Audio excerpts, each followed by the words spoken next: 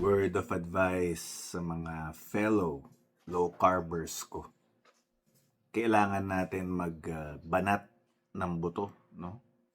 More effort in earning money this 2026 kasi yung mga tinuturuan natin na gawin ang low carb pero ayaw gawin ang low carb,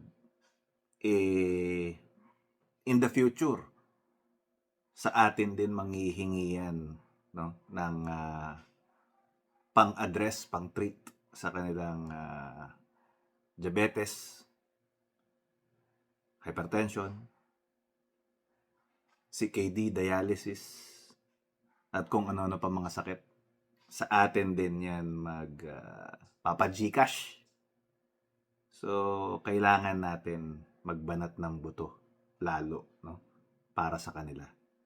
Mahiya naman tayo, no, na hindi natin sila mabibigyan, no, matutulungan para sa bagay na sinubukan naman na nating iwasan nila or maiwasan nila to begin with. So, sa mga fellow low carbers, this 2026, time to fly higher.